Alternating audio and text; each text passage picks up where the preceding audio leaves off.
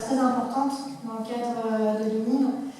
Finalement, est-ce on en a probablement peut-être toutes des mentors ou des personnes qui nous inspirent, et finalement, est-ce que nous-mêmes, on n'est pas aussi des mentors? En tout cas, moi, c'est ce que j'ai découvert au travers de l'INIM, où je me suis dit que finalement, moi aussi, je pouvais apporter une différence dans la vie des femmes, des jeunes femmes qui m'entourent, des collaboratrices, des stagiaires, de commencer à semer des petites graines pour qu'elles aussi arrivent à se développer. Donc je sais que peut-être certaines d'entre vous en ont des mentors, ou peut-être vous en êtes pour les autres. Je vais commencer avec toi, Violaine. Je vais connaître ton opinion, savoir si tu en avais, ou si peut-être tu étais une mentor pour les femmes qui t'entourent. Alors moi, j'ai eu la chance de croiser le chemin d'un homme que j'ai trouvé exceptionnel. Voilà, je venais de quitter ma ville de Lyon pour partir au fin fond de la Bavière, dans un village perdu.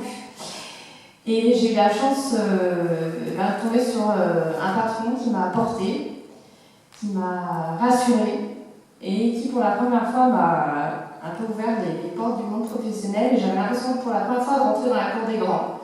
Parce que voilà, j'avais l'impression qu'il voulait me pousser, me faire découvrir des choses, toujours, voilà, il me challengeait, mais en même temps, il voulait vraiment me former et que j'avance. Donc c'est quelqu'un qui était atteint d'une sclérose en plaques, donc ça va peut-être aussi un petit peu expliquer sa démarche, parce qu'il était en fin de vie, il avait vraiment envie de transmettre. Donc c'était une expérience incroyable qui m'a donné confiance, et pour la première fois, je me suis dit, si, je peux y arriver. Voilà. Une belle expérience. Corinne? J'ai pas de mentor, d'exemple de mentor à proprement parler. J'ai rencontré des personnes inspirantes à des moments, mais pas une personne particulière. Oui, mais comme il dit, c'est la préparation. Qu'en fait, elle est très ouverte au feedback. Ah oui. Et que du coup, en fait, disons que finalement, parce qu'on a des mentors conscients ou inconscients, il y a aussi des gens qui nous guident sans forcément qu'on en ait conscience. Pour ça, faut-il qu'on soit ouvert. Oui, tout à fait. Alors ça, c'est pas un mentor à une personne, mais effectivement, ça fait partie des points qui sont très importants. C'est le retour à la fois des équipes, et puis je suis vraiment très très preneuse de retour, voilà, dans les choses que j'ai pu faire, de savoir ce qui a pu être bien ou pas bien, le retour dans les deux sens. Je suis pas quelqu'un de susceptible, donc ça c'est effectivement plutôt facile. Et de jeunes aussi. Ah, de jeunes? Oui.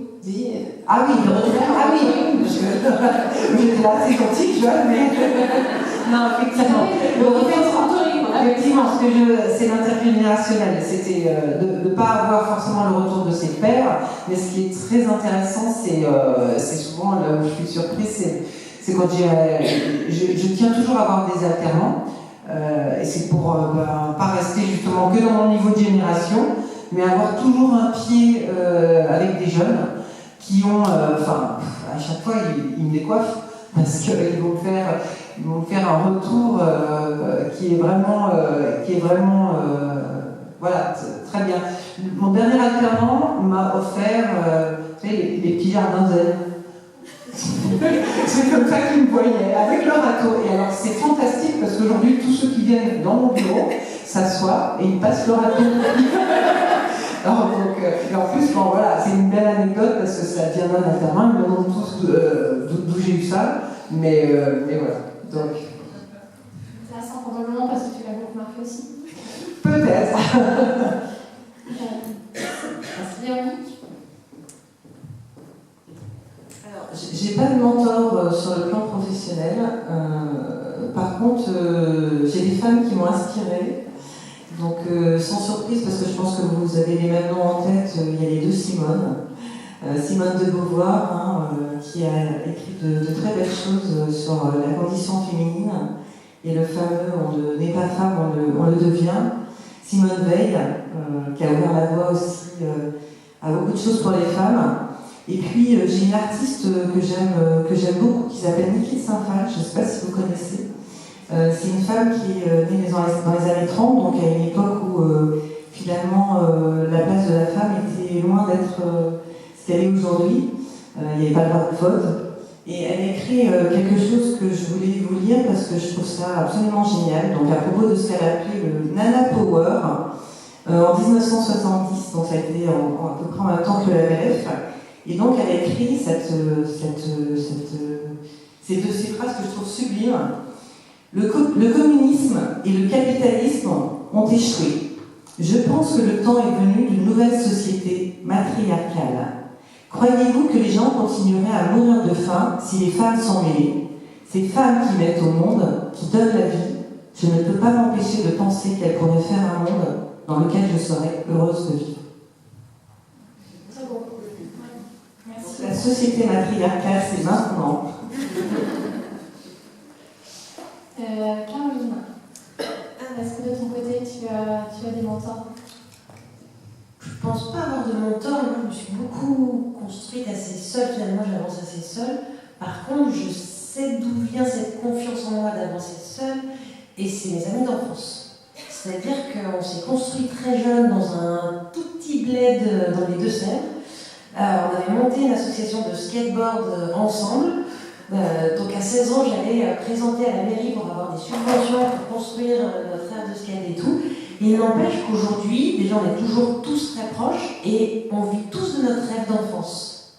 Parce qu'on s'est construit ensemble et ça nous a donné une puissance, une motivation, une confiance en soi pour nous développer, chacun avec nos histoires familiales, mais ensemble. Et c'est assez incroyable parce qu'on continue à se voir régulièrement et qu'à chaque fois, quand on se voit, on pose une question sur la table, qu'elle soit privée, pro, enfin voilà. Et en fait, on a pris conscience au fur et à mesure, donc on a tous maintenant 40 ans, et que finalement, mes amis d'enfance sont mes mentors, et ils ont continué à me suivre. C'est ton groupe limitateur en fait. Exactement. Julie? Alors, moi, c'est pas forcément des mentors à proprement parler, mais j'ai toujours, en tout cas, j'ai jamais hésité à contacter des personnes qui m'ont inspiré ou qui pouvaient m'apporter quelque chose à un moment donné, que je les connaisse ou que je les connaisse pas, par LinkedIn, par autre, dans une soirée de réseautage comme ça, parce que je pense qu'on a tous des choses à partager à un moment donné qui peuvent aider des personnes par rapport à là où elles en sont, à ce qu'elles ont envie de devenir ou d'être. Et quand on rêve de faire quelque chose, par exemple, pour moi c'était d'entreprendre, mais ça peut être n'importe quoi d'autre, de discuter, de contacter des personnes qui l'ont fait et qui l'ont réussi, ou même qui se sont plantées d'ailleurs et qui peuvent en parler, je pense, c'est ça aussi le mentoring. Capable sur un sujet bien précis de partager à un moment donné sans forcément que ce soit du mentoring sur du long terme. Voilà. Et ça va aussi dans l'autre sens avec le fait d'éviter les personnes qui, à l'inverse, vont nous tirer vers le bas ou vont nous empêcher d'atteindre nos rêves. Et toi, Catherine, pour terminer? Moi, j'ai eu un mentor, en fait, à la fin de mes études, mon premier poste d'assistanat. J'ai rencontré une jeune femme très brillante, donc je travaillais à l'époque à temps plein. Elle avait tout pour elle. Elle était ravissante, elle était dynamique, elle avait 2 petites jumelles, une pêche d'enfer. Et donc elle m'a donné confiance, elle m'a montré que c'était possible, elle m'a expliqué qu'il fallait oser, enfin voilà, tout en fait, tout est parti de là, je pense. Et quelque part, et je l'ai retrouvée, donc ça c'était à Grenoble, et je l'ai retrouvée en fait il y a 1 an ou 2. J'étais une soutenante de thèse à Grenoble, et toujours la même personne, toujours le même dynamisme, incroyable. Ouais. Elle continue à te faire rêver. Oui, exactement. D'accord. Mais je voulais rebondir un petit peu sur ce que vous avez dit, sur notamment Catherine et Julie. Vous avez parlé aussi de ce qu'on appelle des expandeurs. Quand vous parlez d'un podcast, j'adore le podcast.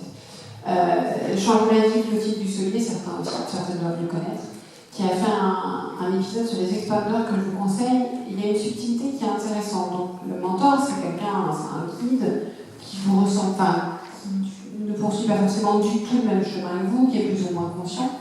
L'expandeur aussi, sauf que l'expandeur, souvent, c'est quelqu'un qui a fait ce que vous êtes en train de faire.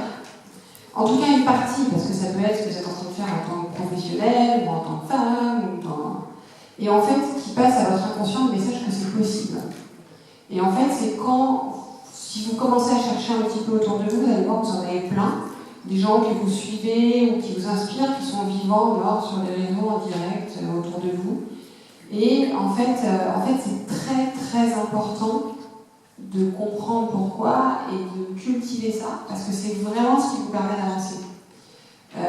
Et aussi, Julie, tu as insisté sur le fait que tu disais qu'il ne fallait pas hésiter à demander de l'aide.